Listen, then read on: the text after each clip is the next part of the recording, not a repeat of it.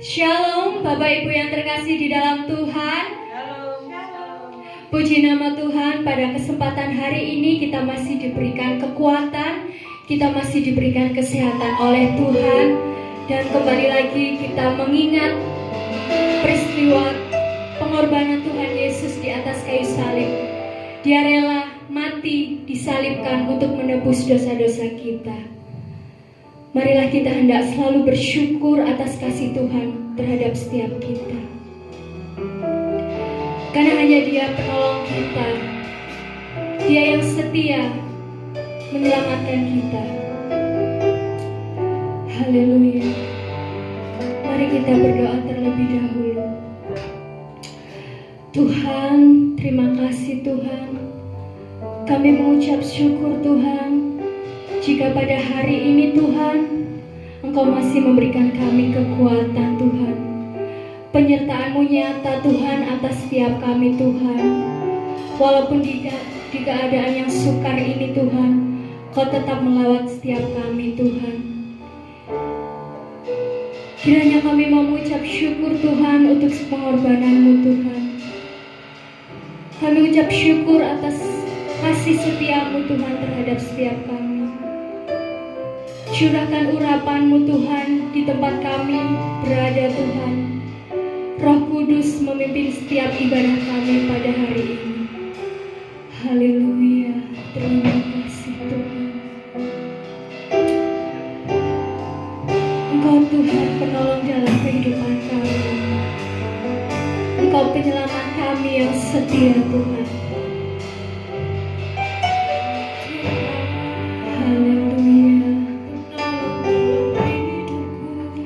Percaya Tuhan hanya kepadamu. Kau pegang tanganku dan tuntun langkahku. Yesus, Kau perlindunganku. Kau Tuhan, kekuatan dalam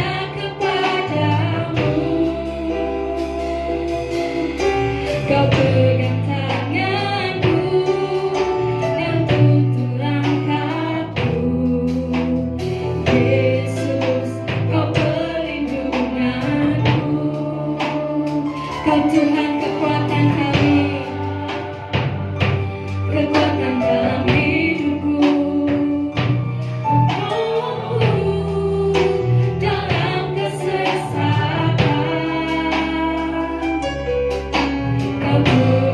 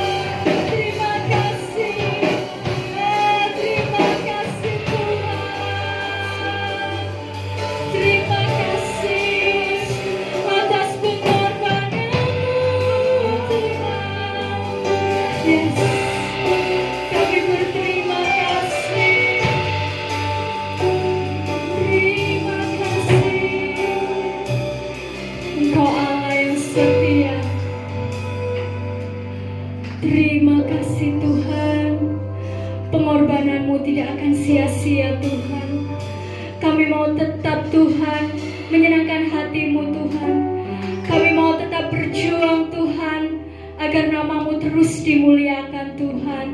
Pakai setiap hati kami Tuhan, agar kami bisa menyenangkan hati-Mu Tuhan, sampai kami mendapatkan mahkota kehidupan itu Tuhan.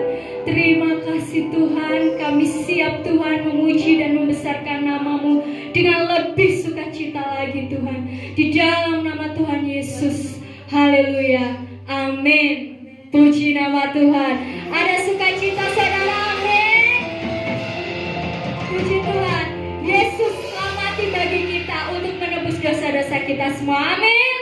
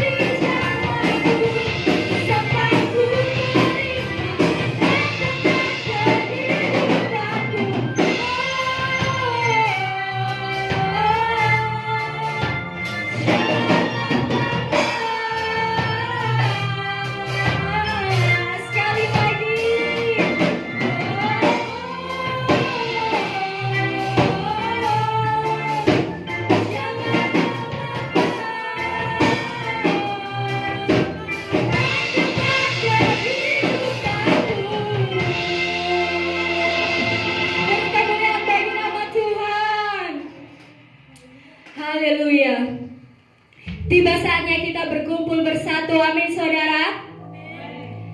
Karena keselamatan itu nyata dari Tuhan Yesus kita. Haleluya.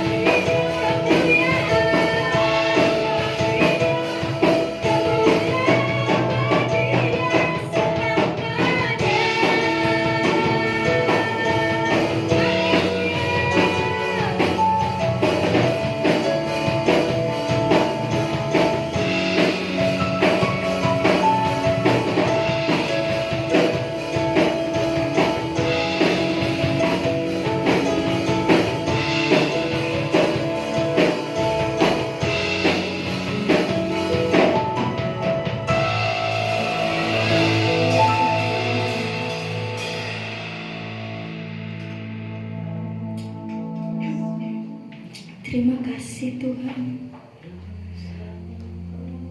Pengorbanan-Mu adalah karya yang terbesar bagi kami Tuhan. Hanya Engkau yang terindah. Kasih-Mu mulia Tuhan. Pakai setiap hati kami Tuhan.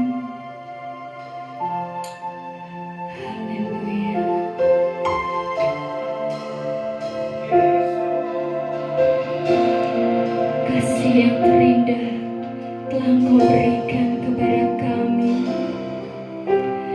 Kasih yang terindah,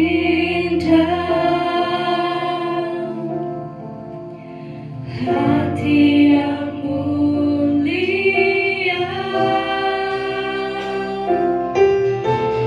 hanya ku temukan di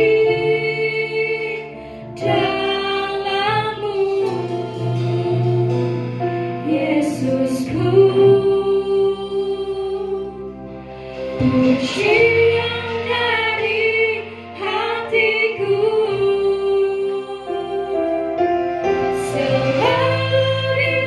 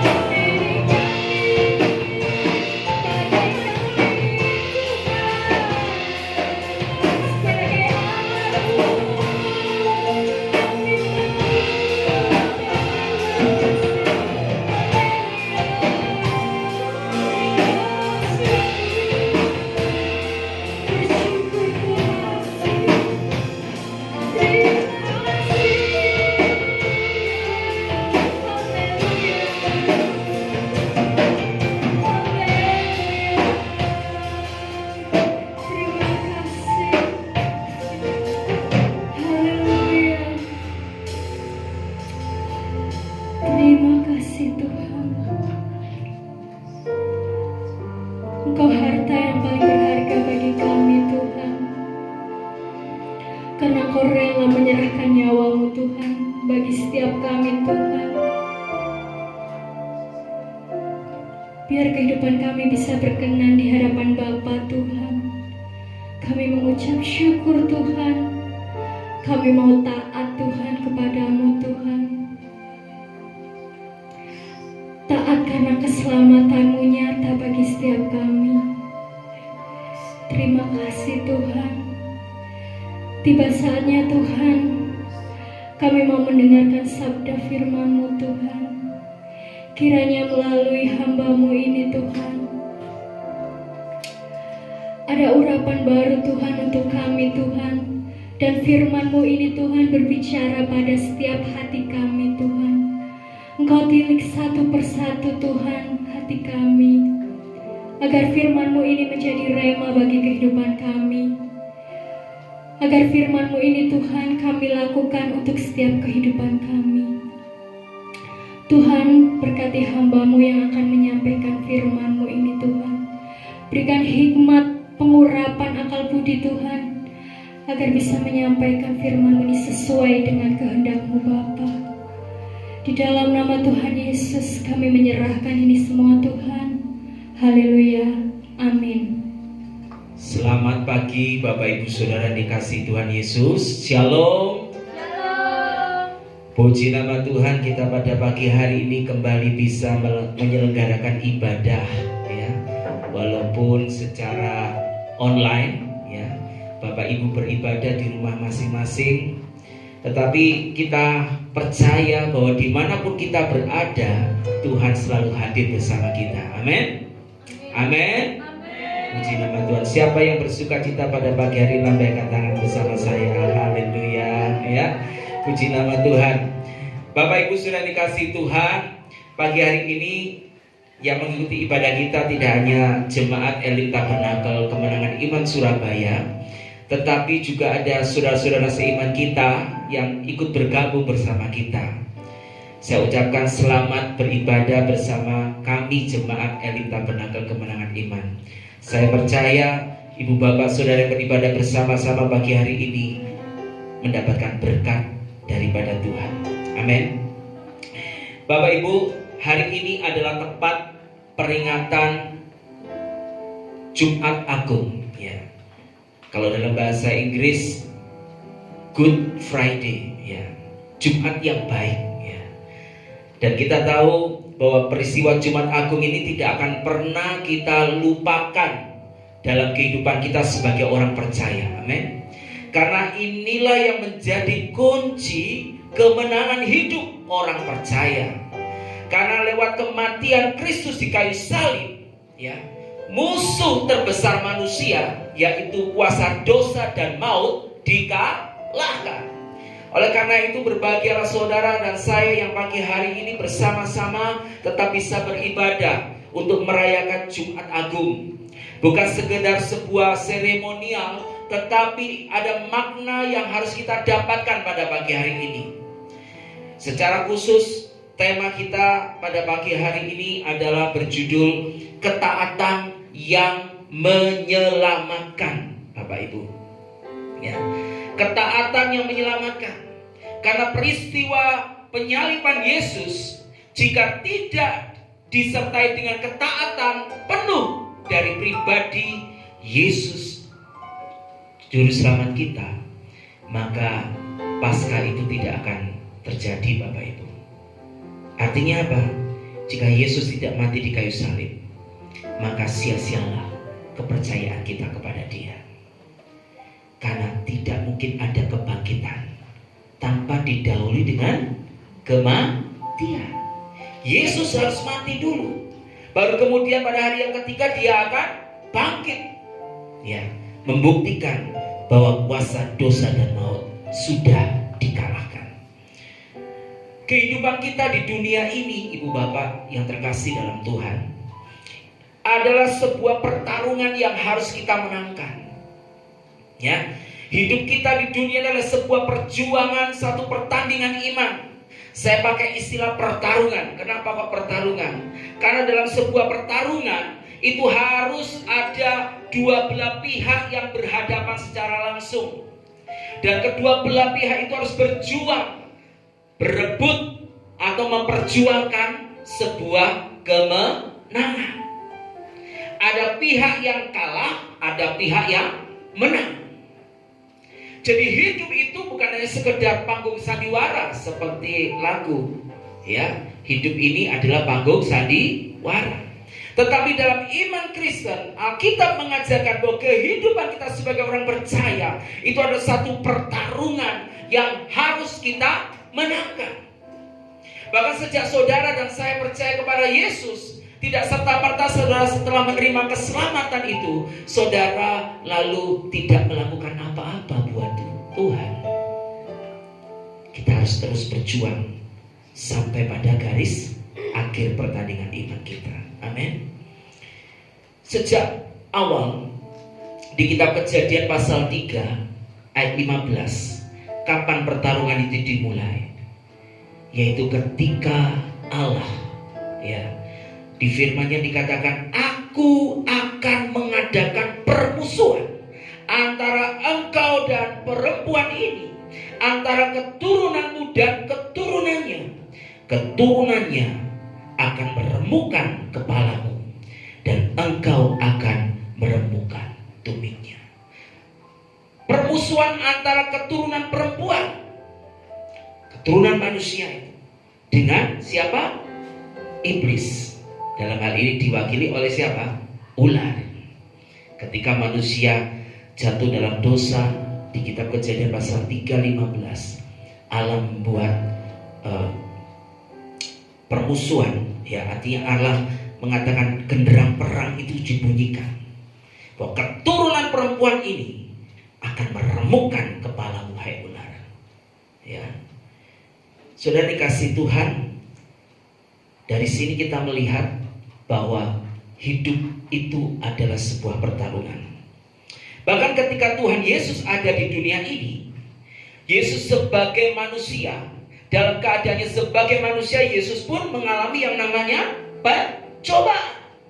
Di awal pelayanan Yesus, setelah ketika Yesus berpuasa 40 hari 40 malam, ya, dalam kondisi lemah secara fisik, secara daging, lapar dan haus, 40 hari 40 malam tanpa makan, tanpa minum. Itu puasa yang Yesus lakukan. Lalu dia dibawa ke padang gurun, dan di sana sudah menunggu siapa? Iblis. Apa yang dilakukan iblis? Dia mencoba Yesus. Dan kita semuanya tahu di Injil Matius pasal 4 kisah ini. Dan salah satu yang dikatakan oleh iblis kepada Yesus, ya, dia berkata di Lukas pasal 4 ayat 5-7. Saya catat di situ. Segala kuasa itu serta kemuliaannya akan kuberikan kepadamu, sebab semuanya itu telah diserahkan kepadaku, dan aku memberikannya kepada siapa saja yang ku kehendaki. Jadi jikalau engkau menyembah aku, seluruhnya itu akan menjadi milikmu. Ini adalah pencobaan yang ketiga. Betul? Pencobaan pertama, iblis mencoba Yesus, kalau kau anak Allah, ubahlah batu ini menjadi roti. Yang kedua, iblis membawa Yesus ke atas hubungan bait Allah. Jika engkau anak Allah, jatuhkanlah dirimu dari atap bait suci ini. Maka firman-Nya berkata, malaikat akan menopang engkau, sehingga kakimu tidak sampai terantuk oleh batu. Dan yang terakhir, iblis mencoba Yesus dengan apa? Kekuasaan. Diperlihatkan kepada Yesus dunia dengan segala gemerlap dan isinya. Iblis katakan jelas, semuanya ini diserahkan kepadaku, dan aku memberikan kepada siapapun yang ku kehendaki. Iblis punya kuasa, saudara. Maka jangan heran, ya, kalau orang-orang di luar Kristus hidupnya bisa jaya, hidupnya mungkin lebih makmur, sepertinya lebih diberkati, sepertinya rezekinya lebih banyak daripada saudara dan saya yang menyatakan diri mengikut Kristus. Makanya pemazmur katakan, jangan iri melihat orang yang berbuat jahat. Ya, karena iblis bisa berikan semuanya itu. Dan Yesus 2000 tahun yang lalu mengalami sebuah pergumulan. Ada satu pertarungan yang Yesus harus menangkan di awal pelayanannya. Puji Tuhan, Yesus menang atau kalah? Dia menang. Dia katakan, iblis, janganlah kau mencobai Tuhan Allahmu, ya kan? Hanya kepada Allah saja kita harus berbakti. Apakah pertarungan selesai, saudara? Setelah Yesus dicobai, lalu iblis pun undur dari Yesus dan tidak pernah menggoda Yesus lagi? Hah? Tetap terus iblis mencari kesempatan-kesempatan, dan tidak pernah Yesus membuka celah sedikit pun. Sampai akhirnya peristiwa ini terjadi ketika di Taman Getsemani, malam sebelum Yesus ditangkap, malam sebelum Yesus diserbu oleh orang banyak. Ada yang membawa pentung dan pedang. Di sebuah taman yang sepi, Taman Getsemani, Yesus berdoa bersama murid-muridnya. Dalam pergumulan doanya, Yesus menghadapi satu pertarungan, satu pergumulan yang berat. Sampai Injil Lukas berkata keringatnya itu berubah menjadi titik darah. Pembuluh darah di bawah kulit pecah. Yang keluar dari pori-pori Yesus bukan lagi keringat, tetapi keringat yang bercampur dengan darah. Apa yang Yesus pertaruhkan di situ? Yesus berkata, "Ya Bapakku, jikalau engkau mau, ambillah cawan ini daripadaku. Tetapi bukanlah kehendakku, melainkan kehendak-Mu lah yang terjadi." Bapak Ibu yang dikasihi Tuhan, kenapa saya katakan ini sebuah pertarungan? Karena ini adalah satu detik-detik yang sangat menentukan.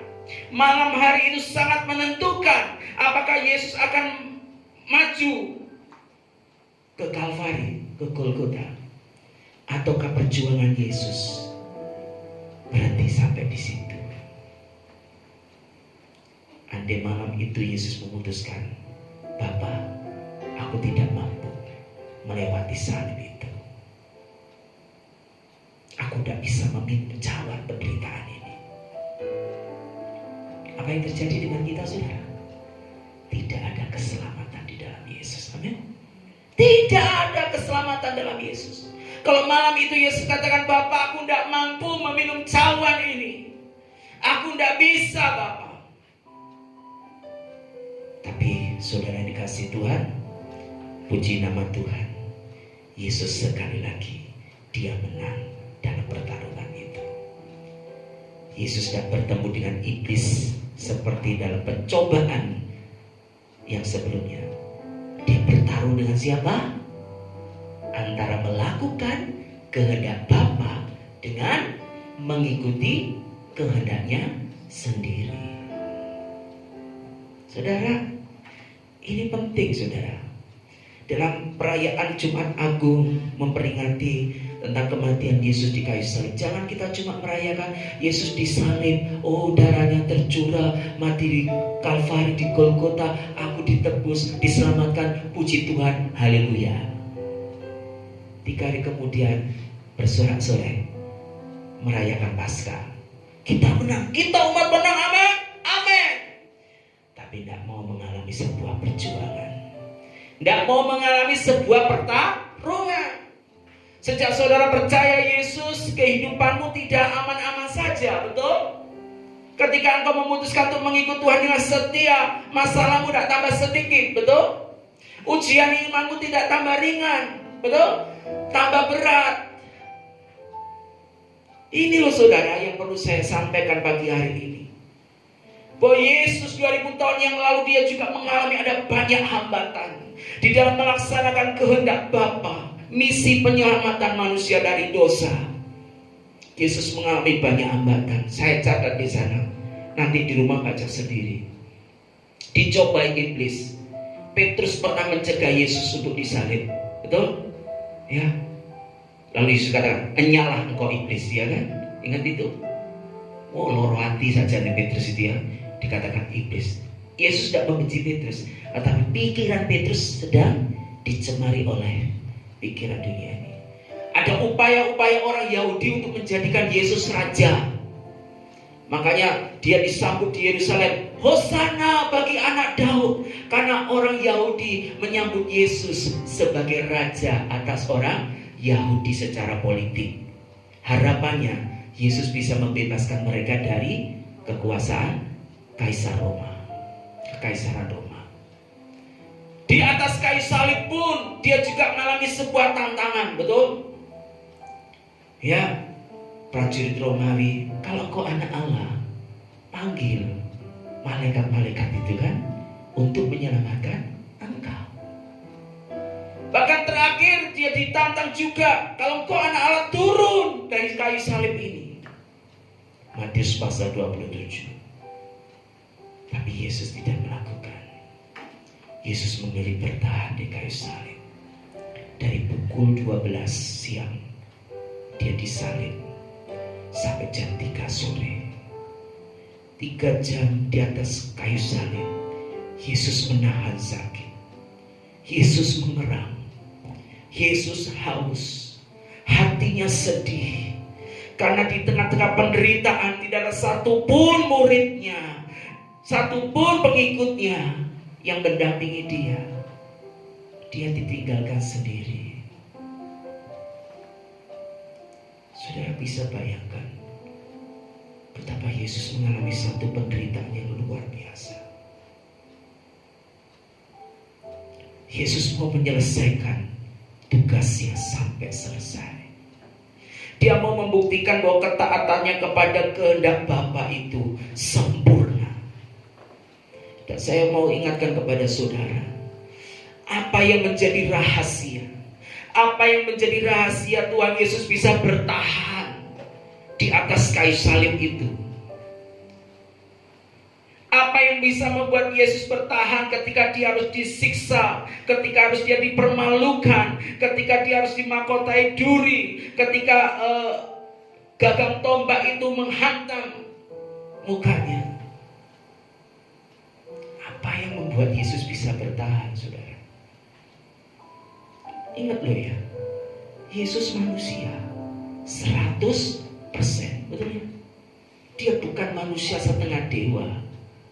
Jadi ketika dicambuk dia hanya sandiwara.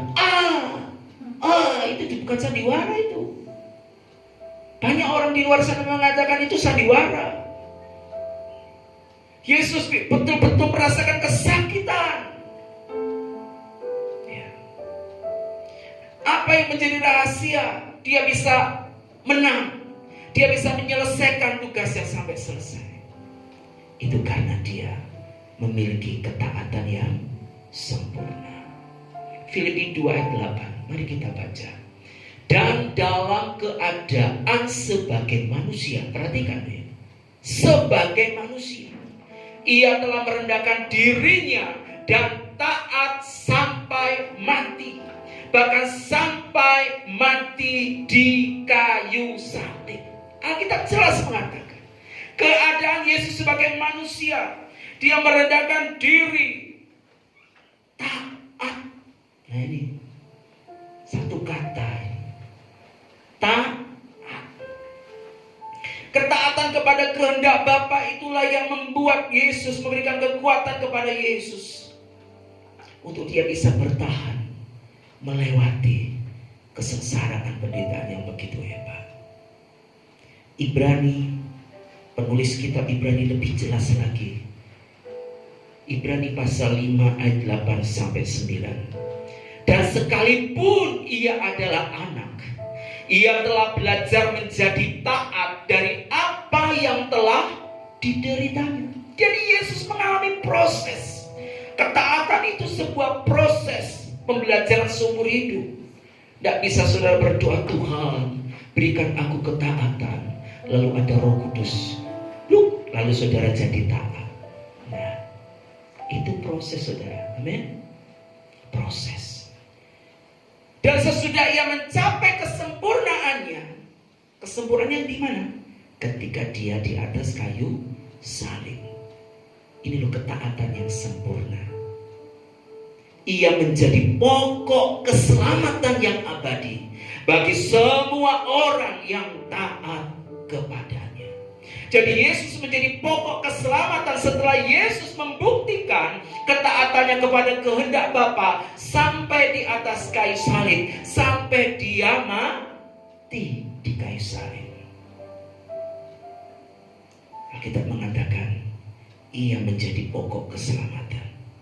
Filipi pasal 2 dikatakan ayat 9. Oleh karena namanya segala lutut akan bertelut, lidah akan mengaku. Setelah Yesus apa? Taat sampai mati. Bapak Ibu Saudara yang dikasihi Tuhan, ketaatan Yesus pada kehendak Bapa, itulah yang membawa keselamatan bagi kita manusia yang berdosa. Ketaatan Yesus melaksanakan kehendak Bapa, itulah yang membawa keselamatan bagi setiap kita yang percaya. Amin. Amin. Jadi kita punya satu teladan yang sempurna, hidup taat melakukan kehendak Bapa. Yesus manusia loh. Ibrani dikatakan apa? Sebagai manusia. Filipi tadi katakan apa? Sebagai manusia. Kalau Yesus bisa memiliki ketaatan yang sempurna, pertanyaannya, apakah saudara dan saya bisa juga memiliki ketaatan yang seperti Yesus? Bisa? Halo? Bisa? Apakah kita bisa memiliki ketaatan seperti Yesus? Bisa? Bisa. Jangan ngomong loh, itu kan Yesus kan Tuhan, Pak. Sekali lagi Alkitab katakan dia manusia. Mengosongkan diri, itu artinya membatasi diri. Berkenosis, itu artinya membatasi dirinya. Kesetaraannya dia dengan Allah tidak dipertahankan. Ketika Yesus di dunia ini, dia betul-betul manusia. Amin. Jadi kalau dia bisa taat, kita pun juga bisa taat sempurna. Pesan buat kita semua, bagaimana dengan kita orang percaya masa kini? Apakah kita juga mengalami pertarungan? Halo? Ada pertarungan yang harus kita menangkan? Ya. Kita bertarung. Ya, iblis sudah dikalahkan, saudara. Gak usah takut sama setan. Iblis itu sudah dikalahkan di dalam nama Yesus. Iblis itu takut akan darah Yesus. Amin. Sebelum Yesus mati di kayu salib, sebelum Yesus mentaati perintah Bapa untuk mati di kayu salib, iblis tidak takut kepada darah Yesus. Tetapi setelah Yesus mati di kayu salib, iblis gemetar melihat darah Yesus. Makanya di Wahyu dikatakan oleh darah anak domba. Betul? Wahyu 12. Iblis dikalahkan. Nah, kita menghadapi pertarungan yang berat juga. Pertarungan kita antara melawan keinginan daging dan mengikuti keinginan roh. Makanya Paulus dikatakan di Galatia pasal 5 ayat 17. Paulus berkata, sebab keinginan daging itu berlawanan dengan keinginan roh, dan keinginan roh itu berlawanan dengan keinginan daging. Karena keduanya bertentangan, sehingga kamu setiap kali tidak melakukan apa yang kamu kehendaki. Ini pertarungan kita, Bapak Ibu. Jadi pertarunganmu, kalau engkau hanya berhadapan dengan ini sudah Yesus sudah menang. Tapi masalahnya itu kita berhadapan dengan apa? Keinginan daging kita. Kodrat dosa ini. Kita sebagai manusia yang baru itu artinya apa? Kita ini diproses dalam satu perjalanan menuju kepada manusia rohani. Ya, kodrat ilahi kita pernah belajar ini di gereja kita. Kita harus berani mengalahkan keinginan daging kita, sebab keinginan daging bertentangan dengan kehendak Allah. Dan iblis itu selalu menawarkan berbagai macam kemudahan. Betul? Instan, gampang. Ya, banyak orang percaya juga terjebak dengan tawaran ini. Ya, hati-hati saudaraku, sesuatu yang instan itu berbahaya. Dunia tawarkan itu, Yesus tidak tawarkan itu. Dia berkata, jangan kamu menyangka aku datang membawa damai di atas bumi. Aku datang bukan untuk membawa damai, melainkan pedang. Kata pedang itu makaria, bahasa Yunaninya. Artinya apa? Pisau yang dipakai untuk perlawanan. Itu pedang di situ. Dalam Alkitab bahasa Indonesia sehari-hari dikatakan, aku datang bukan untuk membawa damai, melainkan perlawanan. Jadi setelah saudara percaya kepada Yesus, saudara harus berjuang. Saudara harus masuk dalam satu pertarungan. Ada satu pertandingan yang harus saudara menangkan. Yesus sudah menang di atas kayu salib. Tapi saudara sebagai pengikutnya, saudara juga harus bertanding, berjuang. Makanya ada ayat di Ibrani pasal 12, bertandinglah dalam perlombaan iman. Jadi jangan setelah ikut Yesus Anda semuanya santai-santai, pokoknya ke gereja, pokoknya ngasih persembahan, perpuluhan, pelayanan, haleluya, amin, mati masuk surga. Kalau Anda dan saya tidak punya ketaatan seperti Yesus, kalau engkau dan saya tidak punya kerendahan hati seperti Yesus, kalau engkau tidak punya pikiran, perasaan seperti Yesus miliki, maka engkau nggak layak untuk mewarisi kerajaannya. Kita tidak akan bisa memerintah bersama Yesus. Kata anak itu adalah orang-orang yang memiliki sifat karakter seperti bapaknya. Wow, berat, tidak mudah memang. Makanya Paulus katakan, hiduplah oleh roh. Arti hidup oleh roh itu bukan sedikit-sedikit bahasa roh, hila wala wala wala wala, kakek sering hila wala wala, itu bukan. Hidup oleh roh itu artinya engkau memiliki spiritualitas seperti Kristus, itu dalam bahasa aslinya.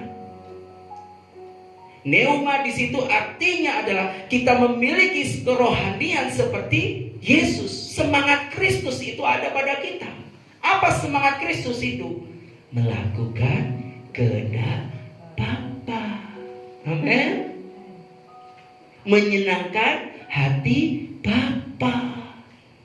Itu spiritnya Yesus. Menyelesaikan pekerjaan yang diberikan kepada kita. Seperti oleh hamba yang dapat 5 dan 2 talenta itu. Jangan seperti ini. Jangan ditiru. Istri Lot, ketika Sodom dan Gomora tidak dimusnahkan oleh api dan belerang, malaikat Tuhan sudah berpesan, bawa keluar istri dan anak-anakmu, dan jangan toleh ke belakang. Tapi istri Lot, ketika Tuhan membumi hanguskan Sodom dan Gomora itu, istri Lot menoleh ke belakang. Artinya apa, saudara? Tidak mau meninggalkan dunia.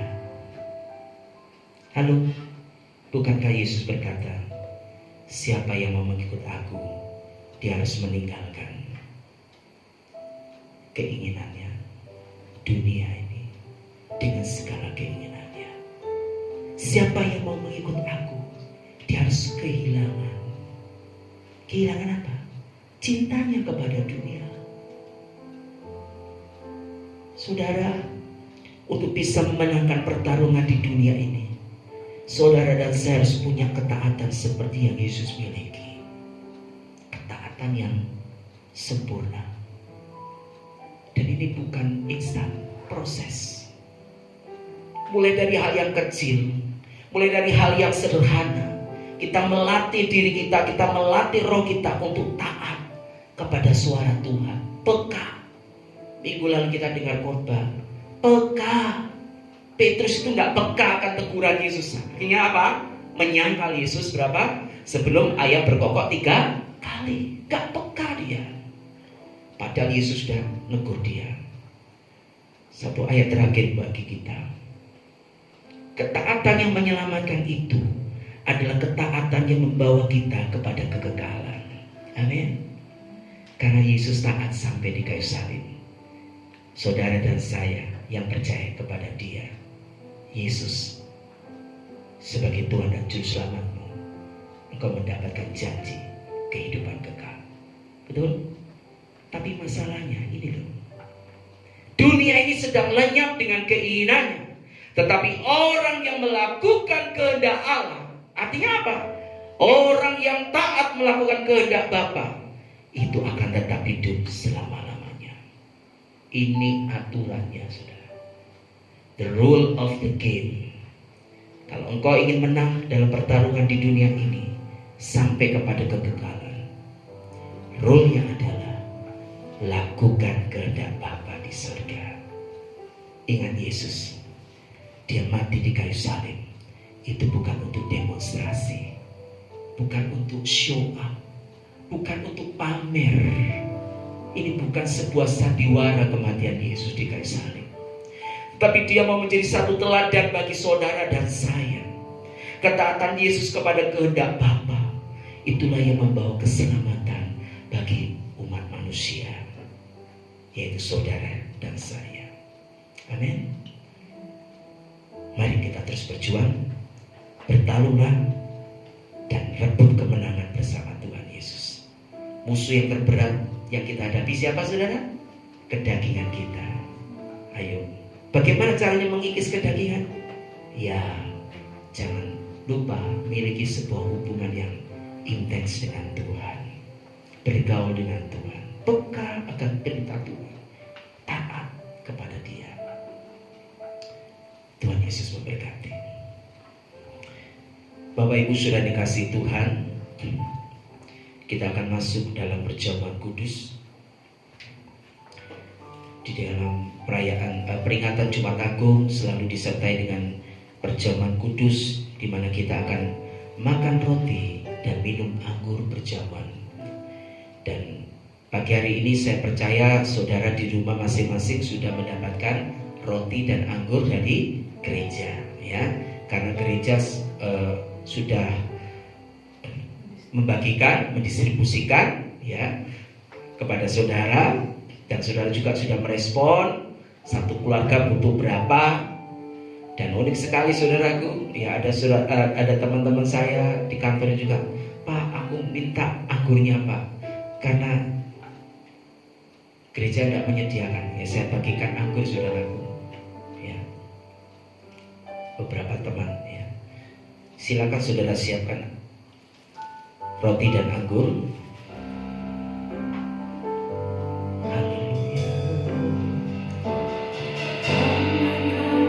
Tuhan di hidupku, Kau berikan hidup yang baru. Darah-Mu menyucikan, pulihkan hatiku. Ku nyatakan Kaulah segalanya. Engkaulah sumber, Engkaulah sumber pengharapan. Kuasa-Mu sanggup menyembuhkan. Jiwaku berserah hanya kepadamu. Yesus, Kaulah segalanya. Karena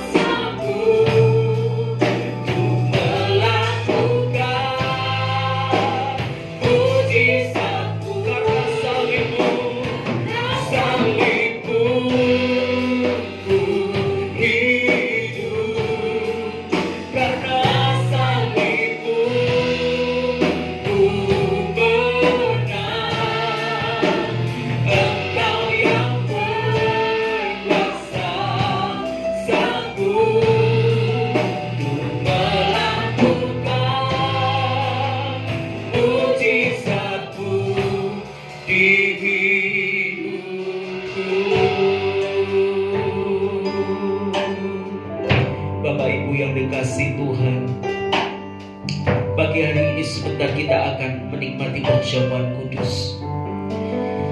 Ketika saudara memegang roti, roti ini adalah tubuh Kristus. Roti ini berbicara tentang pengorbanan Kristus bagi kita. Renungkan betapa besar cintanya atas hidupmu. Dia mati di kayu salib untuk saudara dan saya. Dia mati di kayu salib karena dia melakukan kehendak Bapa. Dia telah membuktikan bahwa Yesus taat, setia sampai mati di atas kayu salib. Karena ketaatannya itulah dia menjadi pokok keselamatan bagi setiap kita. Dan saudara dan saya mendapatkan hidup kekal di dalam namanya. Kita berdoa saudaraku, sebelum kita makan roti dan minum anggur perjamuan ini. Pegang roti dengan tangan kananmu. Bapa di surga, pada pagi hari ini Tuhan, kami anak-anak-Mu akan menikmati perjamuan kudus. Kami diingatkan kembali tentang betapa besarnya cinta-Mu kepada kami, betapa besarnya anugerah-Mu dalam hidup kami Tuhan. Kami adalah manusia yang berdosa, kami patut dihukum dan binasa. Tetapi karena ada seorang yang telah memberikan hidupnya, karena ada seorang yang telah mati bagi kami, karena ada seorang yang telah membuktikan ketaatannya kepada kehendak Bapa, yaitu Yesus Kristus Tuhan kami, maka kami anak-anak-Mu Tuhan, kami mendapatkan beroleh keselamatan di dalam nama-Nya. Pagi hari ini kami akan menikmati roti perjamuan ini. Kuduskan roti dan anggur perjamuan kudus ini Bapa. Tuhan pakai untuk menyampaikan apa yang menjadi pesan dan kehendak-Mu bagi kami umat-Mu Tuhan. Ketika kami makan roti dan minum anggur perjamuan ini, kami dipersatukan di dalam tubuh Kristus. Terima kasih Bapa di surga. Dalam nama Tuhan Yesus, Engkau melayakkan dan Engkau menyucikan seluruh hidup kami. Haleluya. Amin. Bapak Ibu, angkat roti di atas kepalamu. Haleluya. Haleluya. Dengarkan firman Tuhan yang berkata demikian. Sebab apa yang telah kuteruskan kepadamu telah aku terima dari Tuhan, yaitu bahwa Tuhan Yesus pada malam waktu ia diserahkan mengambil roti, dan sesudah itu ia mengucap syukur atasnya. Ia memecah-mecahkannya dan berkata, inilah tubuhku yang diserahkan bagi kamu. Perbuatlah ini menjadi peringatan akan aku. Bapak Ibu yang terkasih di dalam Tuhan Yesus, apakah saudara percaya bahwa roti yang saudara pegang dan minta berkat atasnya ini adalah persekutuan dengan tubuh Kristus? Mari kita katakan amin. Mari kita makan bersama-sama hanya di dalam nama Tuhan Yesus. Haleluya. Pegang cawan dengan tangan kananmu, angkat di atas kepalamu, sebagai bentuk penghormatan kita kepada pengorbanan Kristus. Lihatlah darahnya yang tercurah di Kalvari, di kayu salib yang hina dan kasar itu. Yesus mencurahkan darah. Dia tersiksa karena dosa kita. Firman-Nya berkata, oleh bilur-bilurnya engkau telah sembuh. Apapun yang menjadi pergumulan hidupmu, apapun yang menjadi kesakitan, kesusahanmu, penderitaanmu, sakit penyakit yang kau alami, percayalah bahwa di dalam nama Yesus ada kesembuhan, ada kuasa Allah. Mujizat Tuhan tetap terjadi sampai hari ini. 2000 tahun yang lalu Yesus sudah menang atas setiap kuasa dosa dan maut. Maut tidak berkuasa lagi atas hidup kita manusia, karena Yesus yang telah mati dan menang mengalahkannya. Mari kita minum Sebelum kita minum, dengarkan firman Tuhan yang berkata demikian. Demikian juga ia mengambil cawan sesudah makan, lalu berkata, cawan ini adalah perjanjian baru yang dimeteraikan oleh darahku. Perbuatlah ini setiap kali kamu meminumnya, menjadi peringatan akan aku. Bapak Ibu Saudara dikasih Tuhan Yesus, apakah saudara percaya bahwa cawan anggur yang kita pegang dan minta berkat atasnya ini adalah perjanjian baru yang dimeteraikan oleh darah Yesus? Katakan amin.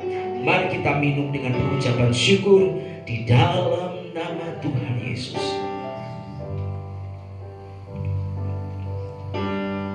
Karena salibmu, karena salibmu, ku hidup.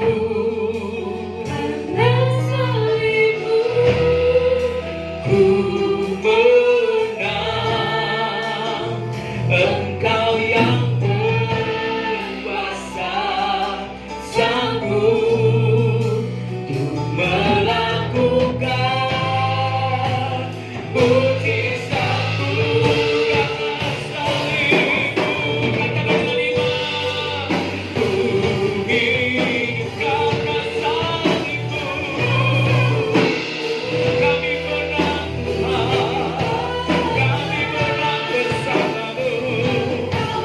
Berkuasa, sanggup untuk melakukan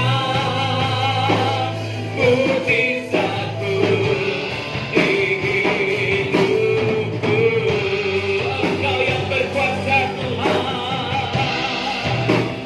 Engkau yang berkuasa, sanggup untuk melakukan mujizatmu di hidupku. Sorak-sorai bagi Allah kita, haleluya. Oh, haleluya. Nyanyikan syukurmu, nyanyikan syukurmu,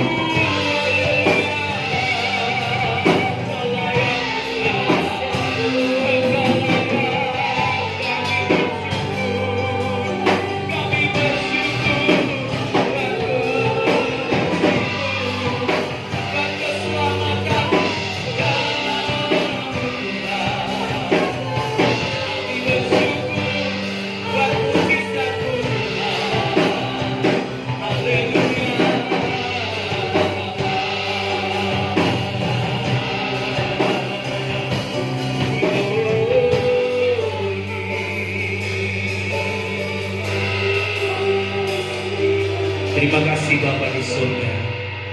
Kami percaya Tuhan, peringatan Jumat Agung kami pada pagi hari ini berbeda dari tahun-tahun sebelumnya. Kami semakin mengerti bahwa kehidupan yang taat melakukan kehendak Bapa, itulah yang dicontohkan Yesus kepada kami. Dan ketaatan itulah yang membawa kepada kehidupan kekal. Karena hanya orang-orang yang melakukan kehendak-Mu, dialah yang akan hidup sampai selama-lamanya. Roh Kudus, tolong kami, mampukan kami, pegang tangan kami, tuntun kami, untuk kami hidup seturut dengan apa yang Tuhan inginkan bagi hidup kami. Terima kasih, kami bersyukur untuk kuasa-Mu, bersyukur buat kekuatan yang daripada Tuhan. Kami percaya segala kelemahan kami Tuhan Yesus sudah angkat, gantikan dengan kekuatan yang baru. Segala sakit penyakit kami Tuhan Yesus sudah sembuhkan di dalam nama Yesus. Bahkan kami yang merasa diri kami putus asa, kami mendapatkan sebuah pengharapan baru dalam Yesus. Dalam Engkau Tuhan ada keselamatan yang kekal. Terima kasih Bapa, terima kasih. Di dalam nama Yesus kami mengucap syukur dan berdoa. Semua yang percaya katakan amin. Puji Tuhan. Bapak Ibu Saudara, sebelum kita tutup ibadah kita pagi hari ini, Ya, saya mengingatkan saudara bahwa kita akan kembali beribadah untuk merayakan Paskah ya bersama Gereja Elim Tabernakel Jemaat Kemenangan Iman Surabaya pada hari Minggu yang akan datang ya. Pada jam yang sama akan disiarkan ibadah secara online di rumah masing-masing, dan saya rindu saudara bisa bergabung bersama untuk kita merayakan sukacita karena Yesus sudah bangkit dan menang. Amin. Puji nama Tuhan. Tuhan Yesus memberkati. Kita akan tutup ibadah kita pagi hari ini. Saya mengajak semuanya tunduk kepala, sekali lagi kita berdoa memohon berkat daripada Tuhan. Kami bersyukur Bapa di surga, penyertaan-Mu dalam ibadah kami dari permulaan sampai akhirnya. Kami bersyukur semuanya berjalan dengan baik. Itu semua karena penyertaan Tuhan. Memberkati seluruh hamba-hamba Tuhan yang melayani pada ibadah pagi hari ini di bidang mereka masing-masing. Tuhan, kami percaya biarlah hidup hamba-Mu ini menjadi kehidupan yang berkenan dan menyenangkan hati Tuhan. Nama Yesus dipermuliakan.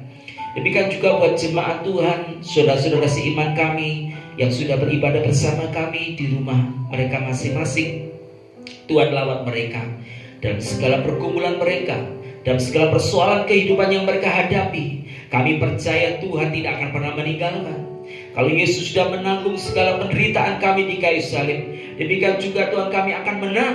Kami akan sanggup mengatasi setiap pergumulan hidup kami. Dan Allah akan memberikan hikmat jalan keluar bagi setiap pergumulan kami. Terima kasih Bapa, terima kasih. Kami percaya Tuhan, Engkau sudah melawat kami masing-masing di rumah kami pada saat ini. Demikian juga kami percaya Tuhan, damai sejahtera Tuhan biarlah dicurahkan atas bangsa kami Indonesia, atas kota kami Surabaya. Engkau memberkati para pemimpin bangsa kami yang saat ini sedang berjuang Tuhan melawan mengatasi masalah wabah nasional ini Tuhan, COVID-19. Upaya-upaya yang dilakukan oleh pemerintah pusat, pemerintah daerah, bahkan sampai kepada tingkat yang paling rendah RT dan RW, biarlah kami bergandengan tangan bersama untuk bersama-sama Tuhan bekerja sama dengan baik supaya wabah ini segera berlalu dari bangsa ini Tuhan. Kami rindu Tuhan, umat-Mu bisa beribadah bersama kembali di rumah-Mu Tuhan. Kami percaya Tuhan, Tuhan sedang bekerja atas bangsa Indonesia. Tuhan sedang bekerja atas gereja Tuhan. Kami percaya Tuhan, Kau sudah melawat bangsa ini. Kau pulihkan keadaan negeri kami Tuhan. Kau pulihkan kami dari segala wabah pandemik ini Tuhan. Dan kami percaya seluruh masyarakat Indonesia dalam keadaan yang semakin lebih baik. Pulihkan ekonomi kami, pulihkan Tuhan keadaan sekitar kami Tuhan, perdagangan dan industri maupun pariwisata. Kami percaya Tuhan, bangsa kami sanggup melewati masa-masa sulit ini karena Tuhan bersama kami. Terima kasih Bapa di surga, kami bersyukur kepadamu. Kau mencurahkan berkat-Mu atas setiap kami. Dan kalau kami akan menutup ibadah kami Bapa, biarlah berkat yang daripada surga tercurah atas setiap kami. Bapak Ibu, angkat tanganmu, terimalah berkat yang datang daripada Allah Bapa tercurah limpah atas hidup engkau. Bapak Ibu sudah dikasih oleh Tuhan Yesus, terimalah berkat anugerah, sukacita, damai sejahtera dari Allah Bapa yang mengasihi kita, kasih sayang di dalam Tuhan Yesus Kristus yang mengikat kita satu sama lain di dalam persekutuan kasih, serta penyertaan, penghiburan sukacita bersama Allah Roh Kudus, kiranya menyertai hidupmu mulai hari ini sampai selama-lamanya. Tuhan Yesus datang kedua kalinya. Di dalam nama Tuhan Yesus kami terima berkat-Mu. Haleluya.